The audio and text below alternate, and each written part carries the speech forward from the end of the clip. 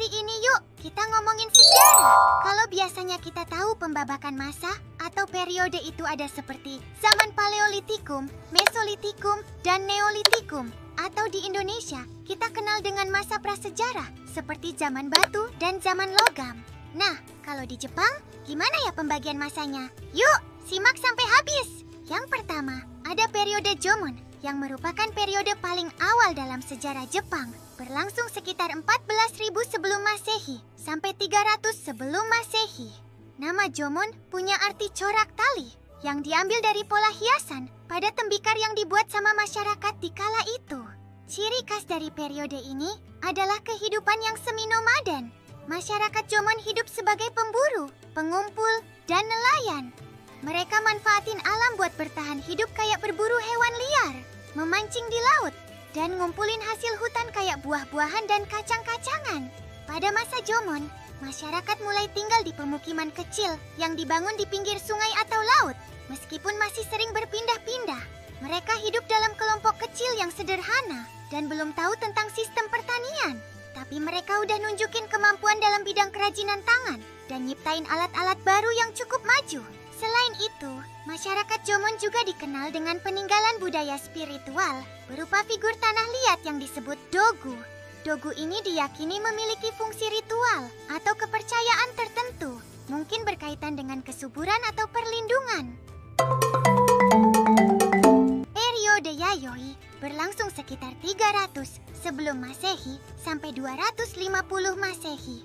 Masa ini ditandai dengan peralihan ke pertanian padi, penggunaan logam kayak perunggu sama besi, dan mulai muncul stratifikasi sosial atau kelas sosial. Masyarakat mulai menetap di desa-desa karena pengenalan pertanian padi basah yang diduga berasal dari migran Asia, terutama Cina dan Korea. Pada masa ini, alat-alat besi dipakai buat pertanian dan senjata, juga perunggu untuk benda-benda ritual.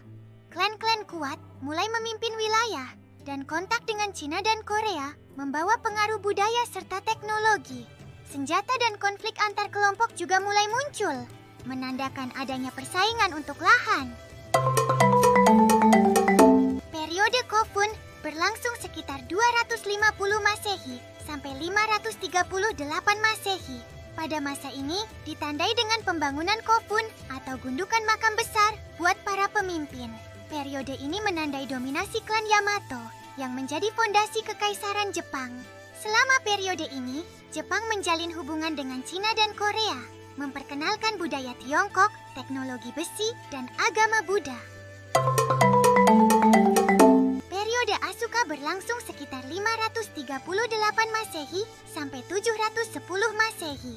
Pada masa ini ditandai sama perubahan besar dalam politik, budaya, dan agama. Pada masa ini, agama Buddha diperkenalkan secara resmi dari Korea, membawa pengaruh besar dalam seni, arsitektur, dan pemikiran spiritual.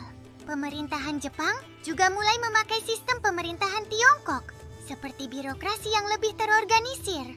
Klan Soga memainkan peran penting dalam mendukung pengenalan agama Buddha dan reformasi politik.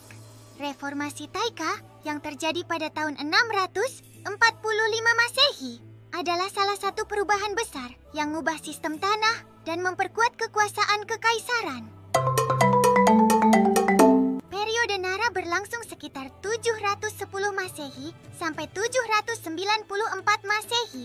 Pada masa ini, ibu kota Jepang dipindahkan ke Nara, menjadikannya pusat politik dan budaya. Ini adalah masa awal sistem pemerintahan yang lebih terpusat berdasarkan model Tiongkok, dengan kaisar sebagai pemimpin tertinggi. Agama Buddha berkembang pesat dan menjadi kekuatan penting dalam politik, seni, dan arsitektur. Dengan banyak kuil besar dibangun, seperti Todaiji yang terkenal dengan patung Buddha raksasa. Naskah sejarah penting, seperti Kojiki dan Nihon Shoki juga ditulis pada masa ini, yang mendokumentasikan mitologi dan sejarah awal Jepang. Periode ini berakhir ketika ibu kota kemudian dipindahin ke Heian-kyo atau Kyoto